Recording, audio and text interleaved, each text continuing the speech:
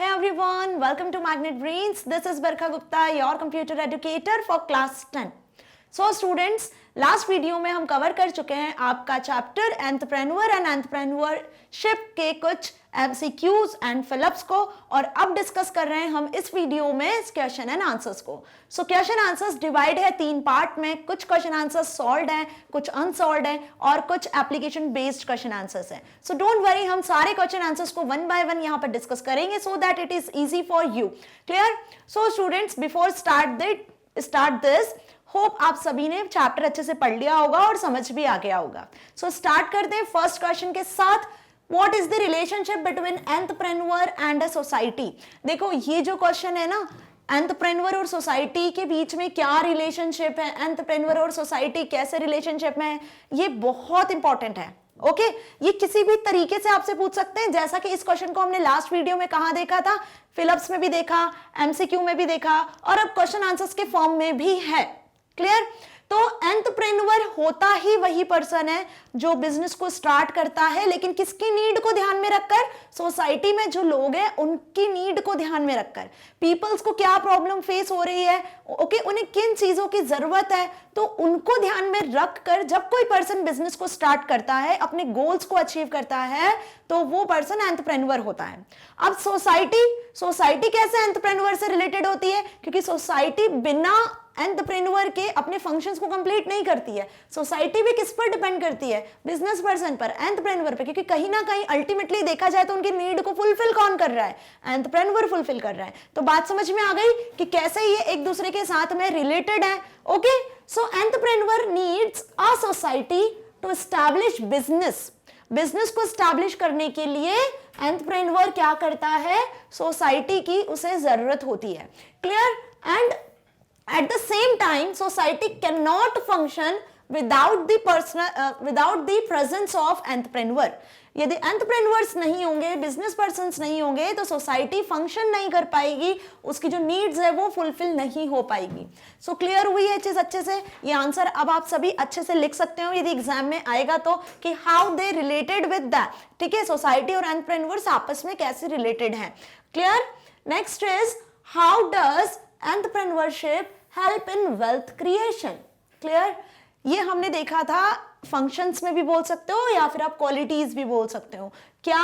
कि एंटरप्रेन्योरशिप में wealth creation कैसे होती है, एंटरप्रेन्योरशिप वेल्थ क्रिएशन में कैसे हेल्प करता है. Clear? And development in certain area. देखो, एंटरप्रेन्योर कौन होता है? जब एंटरप्रेन्योर कोई पर्सन बनता है, बिजनेसमैन कोई पर्सन बनता है, तो इनिशियली वो खुद स्टार्ट करता है बिजनेस को. मतलब एक एंटरप्रेन्योर सेल्फ स्टार्टर होता है. ठीक है, ये इसमें क्वालिटी होती है. क्लियर? उसके जो आइडियाज हैं, जो उसने प्रॉब्लम्स देखी सोसाइटी में क्या प्रॉब्लम्स हैं, उसके अकॉर्डिंग उसने कोई बिजनेस को शुरू किया. अब जब वो बिजनेस शुरू करता है तो इनिशियली उसने बिजनेस को स्टार्ट किया, काफी हद तक उसने खुद सॉल्व की सारी प्रॉब्लम्स. ओके, कुछ एक मनी भी अचीव किया, लेकिन आफ्टर दैट क्या हुआ? जब उसका बिजनेस आगे ग्रो करने लगा तब उसने अपने अंडर कुछ और पर्सन्स को इन्वॉल्व किया. ठीक है, तो अब ये पर्सन्स भी क्या कर रहे हैं? इस बिजनेस ओनर के साथ में अटैच्ड हैं, और कहीं ना कहीं इन सारे पर्सन्स का स्टैंडर्ड ऑफ लिविंग बढ़ा, और जो वेल्थ, जो मनी यहाँ पे क्रिएट हो रही थी वो इनके साथ डिस्ट्रीब्यूट हुई. तो जो डिवीजन ऑफ इनकम था वो भी क्या हुई? इनके साथ में डिस्ट्रीब्यूट होने लगी. ओके, और जो बिजनेस है वो भी क्या करने लगा? ग्रो होने लगा. और इन सब के साथ जो सबसे मोस्ट इंपॉर्टेंट चीज है वो है इकोनॉमिक, कि इकोनॉमिक ग्रोथ भी बढ़ने लगी. क्लियर? और इस सब के साथ जो ये क्वेश्चन है वो ये है कि how does entrepreneurship help in wealth creation. तो इसी तरीके से है ना, ये एक चेन है एंटरप्रेन्योरशिप की भी, कि एक चेन जैसे फॉलो होता है जिससे वेल्थ क्रिएशन बढ़ती है. Clear? So entrepreneurship has proven to be beneficial for the society in terms of wealth creation. Wealth creation की टर्म्स में भी सोसाइटी के लिए बेनिफिशियल है. या हम बोल सकते हैं कि सपोज ये जो पर्सन है, जिसने एंटरप्रेन्योर है, जिसने बिजनेस स्टार्ट किया, एक लोकल एरिया में स्टार्ट किया, ओके, और एक स्मॉल लेवल से स्टार्ट किया, तो अब वो लोकल एरिया में रहकर लोकल पर्सन्स को ही क्या करेगा? अपने अंडर वर्क में रखेगा. क्लियर। और ये जो लोकल पर्सन है वहां के जो हम बोल सकते हैं लोकल रिसोर्सेज है उन्हीं का यूज करेंगे। तो अब लोकल रिसोर्सेज क्या होते हैं, कम कॉस्ट में अवेलेबल हो जाते हैं। तो जब वो कम कॉस्ट में अवेलेबल हो जाते हैं तो कॉस्ट भी कम लग रही है, लेकिन उससे सोसाइटी को प्रॉफिट कितना मिल रहा है, बहुत ज्यादा मिल रहा है। तो बात समझ में आ गई। तो कैसे वेल्थ क्रिएट हो रही है कि कम कॉस्ट में हाई प्रॉफिट जो है एंटरप्रेन्योर गेन करता है और अपनी वेल्थ को क्रिएट करता जाता है। So, entrepreneurship has proven to be beneficial for the society in terms of wealth creation for the entrepreneur and the people involved. Entrepreneur के लिए भी और उसके अंदर जो people involved है उनके लिए भी। As a result, economy of local area improves and develops. तो जिस एरिया में उसने बिजनेस स्टार्ट किया है किसी भी एंटरप्रेन्योर ने, तो वहां की इकोनॉमी बढ़ती है और वो एरिया भी आगे क्या करने लगता है, ग्रो करने लगता है, डेवलप करने लगता है। क्लियर, बहुत अच्छे से। होप ये आंसर आपको समझ में आ गया होगा। Now next is what is the primary difference between the life of an entrepreneur and that of his corporate counter part. देखो एंटरप्रेन्योर की लाइफ और जिस पार्ट में वो वर्क कर रहा है उसका कॉर्पोरेट पार्ट जो है, उन दोनों में क्या डिफरेंस है, क्या प्राइमरी डिफरेंस है। The primary difference between the entrepreneur and their corporate counterpart is a well planned schedule. कि जब भी कोई एंटरप्रेन्योर वर्क करता है, बिजनेस स्टार्ट करता है, अपने बिजनेस को आगे बढ़ाने के लिए वर्क करता है, गोल को अचीव करने की कोशिश करता है, तो उसे सबसे मोस्ट इंपॉर्टेंट जो चीज होती है वो क्या होती है, वेल प्लान्ड शेड्यूल। कि एक प्लान शेड्यूल उसे फॉलो करना होता है। ठीक है, यदि उसकी स्ट्रेटेजीज नहीं होगी, उसके प्लान्स डिसाइड नहीं होंगे कि उसे क्या करना है, कैसे अपने बिजनेस को आगे बढ़ाना है, कैसे लोगों की नीड्स को सेटिस्फाई करना है, तो कैसे वो क्या करेगा, आगे बढ़ेगा। क्लियर, एक सक्सेसफुल एंटरप्रेन्योर बनेगा तो हमेशा क्या होना चाहिए, एक वेल प्लान शेड्यूल होना चाहिए। Okay, now next question is it is only money that motivates employees. क्या ओनली मनी ही एम्प्लॉयज को मोटिवेट करती है? ये एक मिथ है या रियलिटी है? देखो, मनी सिर्फ इंप्लॉयज को मोटिवेट करेगी। जो एंटरप्रेन्योर होगा उसके अंडर, जो बिजनेस पर्सन होगा उसके अंडर जितने भी इंप्लॉयज काम कर रहे हैं, तो क्या एंटरप्रेन्योर उन्हें मोटिवेट सिर्फ मनी से करेगा? ओके, ये एक मिथ है या रियलिटी है? ऑब्वियस, ये क्या है, एक मिथ।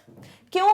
क्योंकि कोई भी एंटरप्रेन्योर, सक्सेसफुल एंटरप्रेन्योर कभी भी ये नहीं चाहेगा कि मनी से उसके इंप्लॉयज को इंकरेज किया जाए, आगे बढ़ाया जाए, जबकि वो ऐसा चाहेगा कि वो एज ए रोल मॉडल सारे इंप्लॉयज के सामने शो हो और सारे इंप्लॉयज वैसे वर्क करें जैसे उनके बॉस या उनके ऑनर वर्क करना चाहते हैं। जिस तरीके से उनके अंदर पैशन है, डेडिकेशन है काम को लेकर, वैसे ही वो भी उसी तरीके से, उसी लगन के साथ में काम करें।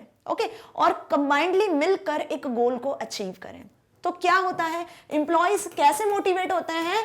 डेडिकेशंस के साथ। नॉट ओनली मनी, मनी तो है ही एक factor, but other than this, money से भी बड़ा एक फैक्टर होता है कि हर इंप्लॉय किसी भी एंटरप्रेन्योर के अंडर यदि वर्क करता है तो वो एंटरप्रेन्योर जैसा बनना चाहेगा। ओके, तो एंटरप्रेन्योर उसे कैसे मोटिवेट करेगा? डेडिकेशन से काम करने के लिए, डिसिप्लिन से काम करने के लिए, कॉन्फिडेंटली काम करने के लिए। ये सारे जो क्वालिटीज हैं जो उसके अंदर, वो सारी क्वालिटीज अपने इंप्लॉयज में चाहेगा। ओके, सो क्या हुआ, ये एक मिथ है कि हमेशा मनी के लिए किसी इंप्लॉय को मोटिवेट करना। It is not truth. Okay, now next is in some of the developed nations of the world what is the recent shift in the economy and employment pattern.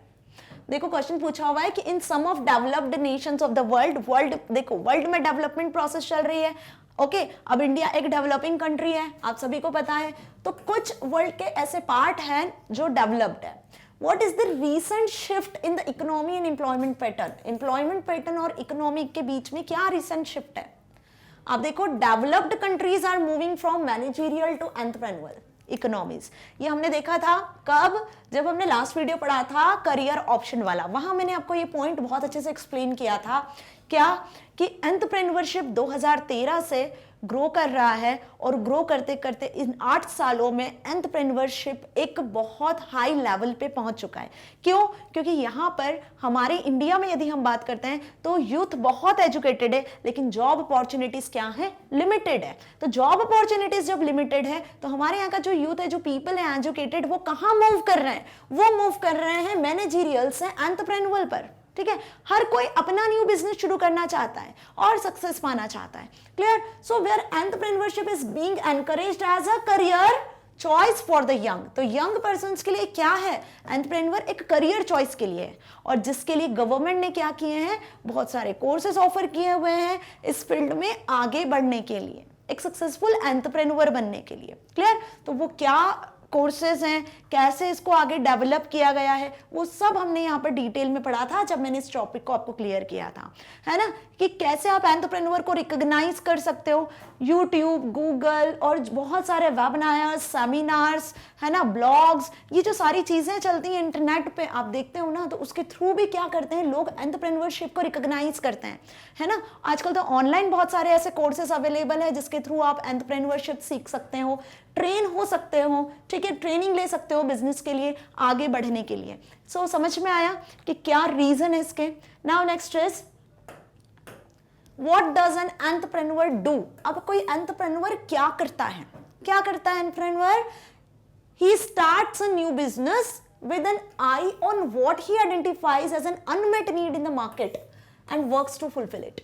So main aim क्या होता है, main objective क्या होता है किसी भी entrepreneur का, यही होता है क्या, कि मार्केट में क्या रिक्वायरमेंट है, मार्केट में ऐसी कौन सी नीड है पीपल्स की, ऐसी कौन सी प्रॉब्लम्स हैं जो अभी तक सॉल्व नहीं हुई है, जिसके लिए लोग अभी भी परेशान हैं, तो उससे समझता है, उसे ध्यान रखता है, उसको देखता है और उसके अकॉर्डिंग क्या करता है, उनको फुलफिल करने की कोशिश करता है। समझ में आई बात? तो यही होता है मेन एम किसका, एंटरप्रेन्योर का, कि लोगों की प्रॉब्लम को सॉल्व करना, उनकी नीड्स को फुलफिल करना। ओके, नीड्स को क्या करना, फुलफिल करना। This is the two basic aim of any entrepreneur.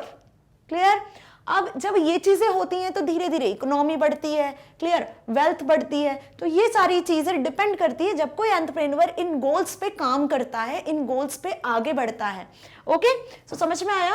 Next is, जैसे इसका एग्जांपल मैंने डिस्कस किया था लास्ट वीडियो में भी आपको, ओला कैब। क्लियर? पहले क्या होता था कि लोगों को बाहर जाना पड़ता था, बहुत देर वेट करना पड़ता था, है ना, टैक्सी के लिए, ऑटो के लिए। लेकिन ओला कैब से क्या हुआ, ओला कैब ऐसी कंपनी है कि आप सिंगल मोबाइल में इंस्टॉल करके ऐप एक सिंगल क्लिक करते हो और कैब आपके घर के सामने खड़ी होती है। तो ये लोगों की प्रॉब्लम सॉर्ट आउट हुई। क्लियर? पहले लोगों को होटल जाना होता था, रेस्टोरेंट जाना होता था, वहां जाके फिर वो अपने अकॉर्डिंग जो भी उनका मन होता था वो खाते पीते थे। लाइक अब क्या होता है, जोमेटो एक ऐसी ऐप है, बहुत पॉपुलर ऐप हो चुकी है कि आप घर बैठे कुछ भी ऑर्डर करो और अपना मनपसंद खाना पीना खा सकते हो। लाइक आप पिज्जा ऑर्डर कर सकते हो, है ना। सो बहुत सारी चीजें हैं जो अब बहुत इजी हो चुकी है। तो यही सारी प्रॉब्लम्स को सॉल्व किया ना बिजनेस पर्संस ने, और यही बड़े बड़े एंटरप्रेन्योर्स बने हैं। सो ये कुछ ऐसी हमारी जनरल लाइफ की प्रॉब्लम्स होती हैं जो एंटरप्रेन्योर देखता है, समझता है, सीखता है और उसके अकॉर्डिंग क्या करता है, हमारी नीड्स को सेटिस्फाई करने के लिए कुछ ऐसे बिजनेस, या हम बोल सकते हैं कि कुछ ऐसा स्टार्टअप लेकर आता है जो हमारे लिए बेनिफिशियल हो। ओके, सो अब आगे बढ़ते हैं नेक्स्ट क्वेश्चन के साथ। Why should an entrepreneur be open minded. अब एंटरप्रेन्योर ओपन माइंडेड होना चाहिए, तो क्यों होना चाहिए? ओपन माइंडेड इट मीन्स कि आप सभी समझते हो ना, नैरो माइंडेड नहीं होना चाहिए, उसकी सोच बड़ी होनी चाहिए, है ना। हर किसी भी सिचुएशन में किसी भी चीज को लेकर उसे अपने जो सोच है उसको बढ़ाना चाहिए आगे। Clear? So entrepreneur realise that every event and situation is a business opportunity. चाहे कोई भी सिचुएशन हो, कोई भी इवेंट हो, वो उसे कैसे ले, कैसे एक्सेप्ट करे, एक बिजनेस अपॉर्चुनिटी की तरह एक्सेप्ट करे। Okay, ideas are continuously generated.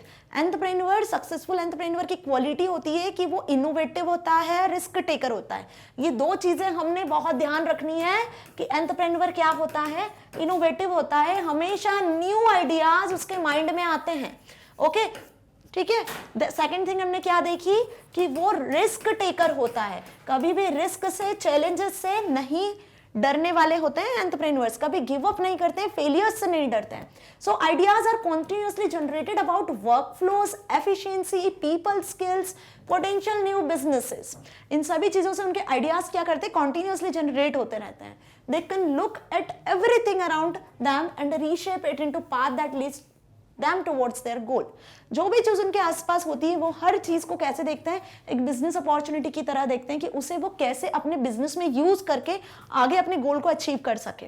Okay so इसीलिए जो एंटरप्रेन्योर्स होते हैं वो कैसे होते हैं, ओपन माइंडेड होते हैं, किसी भी सिचुएशन में किसी भी इवेंट में उन्हें कोई फर्क नहीं पड़ता है, वो हर चीज को एक अपॉर्चुनिटी की तरह ही आगे लेकर चलते हैं। क्लियर हुआ? Next is discuss the two initiatives taken by the government to encourage the creation and growth of new ventures. अब आपको यहाँ पे दो पॉइंट्स को डिस्कस करना है, दो इनिशिएटिव्स को डिस्कस करना है जो गवर्नमेंट ने लिए। ओके किसके लिए लिए? एंटरप्रेन्योरशिप को, ओके बिजनेस को आगे बढ़ाने के लिए, उसको क्रिएट करने के लिए गवर्नमेंट ने जो टू इनिशिएटिव्स लिए थे वो हमें यहाँ डिस्कस करना है। वैसे तो बहुत सारे इनिशिएटिव्स लिए थे बट दो ऐसे कैसे मेजर इनिशिएटिव्स थे। तो फर्स्ट इनिशिएटिव हमने डिस्कस भी किया था, ministry of skill development and entrepreneurship were set up by the government of India in 2014 में एक क्या बोल सकते हैं कि हम एक ऑर्गेनाइजेशन, एक कमेटी डेवलप की गई थी जिसका नाम था ministry of skill development and entrepreneurship. तो 2014 से ही ये क्या है, हम बोल सकते हैं कि एंटरप्रेन्योरशिप स्टार्टअप हुआ था। ठीक है, एंटरप्रेन्योरशिप इंडिया में, कंट्री में एक हम बोल सकते हैं लीडिंग प्रोसेस में था। Okay now educational institutes are providing, उसके बाद फिर कुछ एजुकेशनल इंस्टीट्यूट्स थी जिन्होंने एंटरप्रेन्योरशिप को एज ए कोर्स स्टार्ट किया था, एज ए एजुकेशन स्टार्ट किया था। क्लियर? और अब तो बहुत ज्यादा वे में बहुत सारे ऐसे कोर्सेज हैं जो एंटरप्रेन्योरशिप को प्रोवाइड करते हैं। क्लियर? तो जब आप 10th के बाद 11th में 12th में जाओगे तो बिजनेस आपको एक सब्जेक्ट होगा। ओके जिस सब्जेक्ट में आपको एंटरप्रेन्योरशिप डिटेल में पढ़ना है। ओके सो देखिए 11th से ही एंटरप्रेन्योरशिप आप पढ़ोगे बिजनेस सब्जेक्ट में, आपका सब्जेक्ट एक बिजनेस होगा। ओके तो बिजनेस इकोनॉमिक्स के अंदर, बिजनेस के अंदर ही आपको ये सारी चीजें पढ़नी है। क्लियर हुआ? तो आप इससे ही सोच सकते हो कि कॉमर्स स्ट्रीम कितनी पुरानी है और उसमें जो बिजनेस सब्जेक्ट है वो भी बहुत पुराना है। जब से एजुकेशन स्टार्ट हुई है, ये स्ट्रीम आई है। क्लियर? तो तभी से बिजनेस का आइडिया, एंटरप्रेन्योर बनने का आइडिया तब से ही चला आ रहा है। ओके सो नेक्स्ट इज, तो एजुकेशन सेक्टर में तो ये पहले से ही है। Now what are the two types of risk usually faced by an entrepreneur? Entrepreneur ऐसी कौन सी दो रिस्क है जिसको यूजुअली फेस करता है? तो कौन सी दो ऐसी रिस्क है? First is measurable and immeasurable risk and second is uncertainty risk. ये भी हमने डिटेल में पढ़ा था जब हमने पढ़े थे फंक्शंस, है ना, फंक्शंस ऑफ एंटरप्रेन्योरशिप। तो मेजरेबल और इनमेजरेबल रिस्क क्या हुई? मेजरेबल इंश्योरेबल रिस्क वो रिस्क हुई जिसे कोई एंटरप्रेन्योर इजीली मेजर कर सकता है ना। जैसे सपोज कुछ गुड सर्विसेज है जो ट्रांसपोर्ट हो रही थी, तो ट्रांसपोर्ट के टाइम पे loss by fire, loss by theft ऐसी कोई कंडीशन आई, या ट्रांसपोर्ट टाइम पे कुछ अचानक से ऐसी कोई कंडीशंस हो गई कि वो ट्रांसपोर्ट नहीं हो पाया, कुछ ऐसे रीजंस हो गए, तो ये जो कहलाती है मेजरेबल रिस्क कहलाती है। ठीक है, जिसे कोई भी एंटरप्रेन्योर इजीली मैनेज करता है, उसके अकॉर्डिंग फंड वो बचा के रखता है। ठीक है, लेकिन अनसर्टेनिटी रिस्क क्या होती है? अनिश्चितता। इट मींस कि आपको पता नहीं है, आप प्रिडिक्ट भी नहीं कर सकते, और जब ऐसी कोई रिस्क आती है तो उसे बोलते हैं अनसर्टेनिटी रिस्क। जैसे सपोज कुछ नेचुरल डिजास्टर हो गया जिसकी वजह से आपको बहुत प्रॉब्लम्स हो रही है, आपकी बिजनेस में प्रॉब्लम्स हो रही है, ओके आपको बहुत लॉस हुआ है। सो इस तरीके की जो अनसर्टेनिटी रिस्क होती है, जैसे नेचुरल डिजास्टर हो गया या और भी बहुत सारी ऐसी कंडीशंस होती है जो आपने कभी प्रिडिक्ट नहीं की और आपके बिजनेस में सडन आती है। कोई कॉम्पिटिटर है जो आप ही की जैसा सेम प्रोडक्ट लेके आ गया मार्केट में,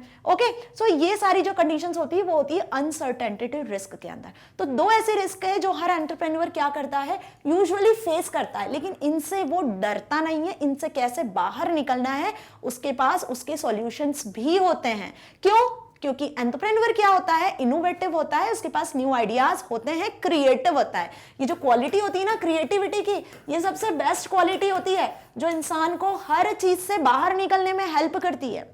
आपने देखा होगा कुछ मूवीज होंगी, नाम तो नहीं बताऊंगी मैं, पर हर नहीं बोल सकते, कुछ ऐसी मूवीज हैं जो मोटिवेशनल मूवीज है जिसमें कोई एक्टर क्या करता है, बिजनेस करता है, तो जब उसके सामने कुछ कॉम्पिटिटर्स होते हैं तो वो अपने बिजनेस को कैसे ग्रो अप करता है, कैसे न्यू आइडियाज के साथ में आगे बढ़ता है ना। तो ये चीज आपने एग्जांपल्स के थ्रू भी देखी होगी बहुत बार। तो क्रिएटिविटी क्या होती है, हमेशा हर बिजनेस पर्सन के अंदर, मैं तो बोल रही हूँ बिजनेस पर्सन के हर पर्सन के अंदर होनी चाहिए। क्लियर?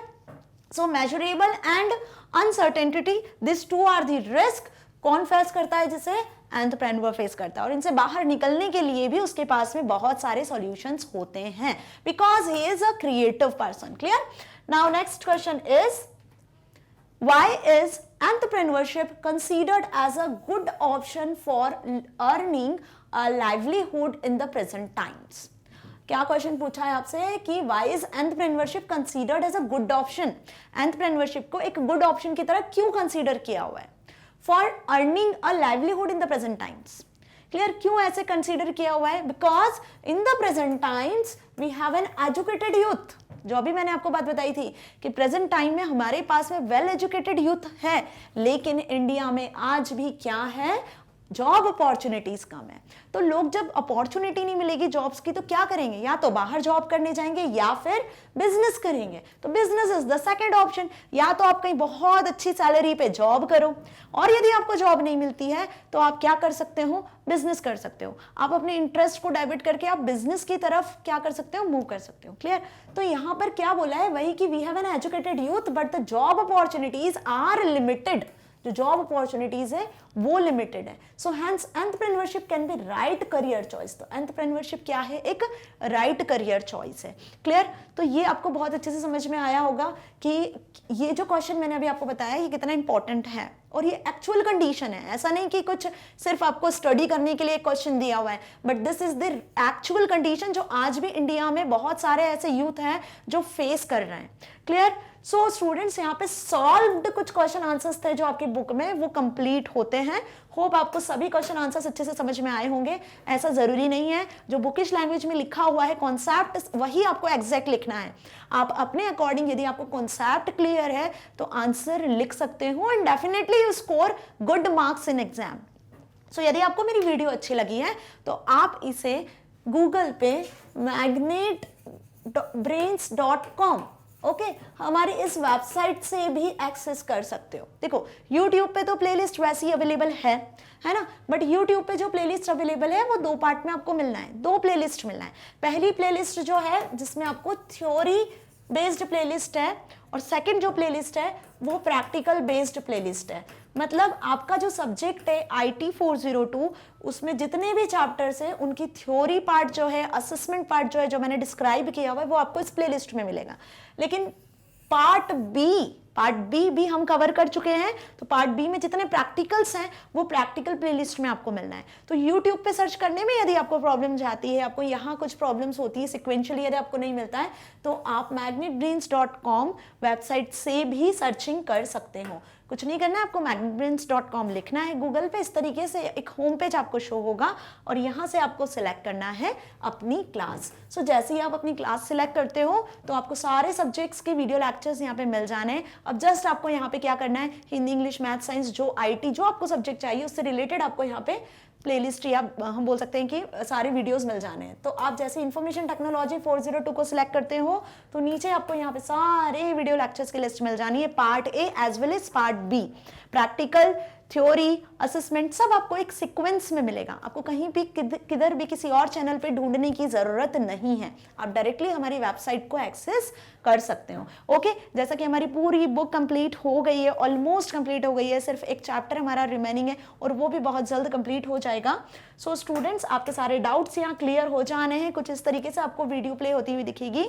सो मैग्नेट ब्रेन्स आपको 100% फ्री एजुकेशन प्रोवाइड कर रहा है फ्रॉम किंडरगार्टन से लेकर 12th क्लास तक। सो प्लीज इसका बेनिफिट लीजिए अपनी एग्जाम में हाईएस्ट मार्क्स को स्कोर करने के लिए। सो मिलते हैं नेक्स्ट वीडियो में कुछ अनसॉल्व्ड क्वेश्चन आंसर्स के साथ। ओके, जो आपकी बुक में असेसमेंट में सेकंड पार्ट में दिए हुए हैं, जो आपको बहुत हेल्पफुल होंगे एग्जाम पॉइंट ऑफ व्यू के लिए। So stay tuned with us. Thank you so much.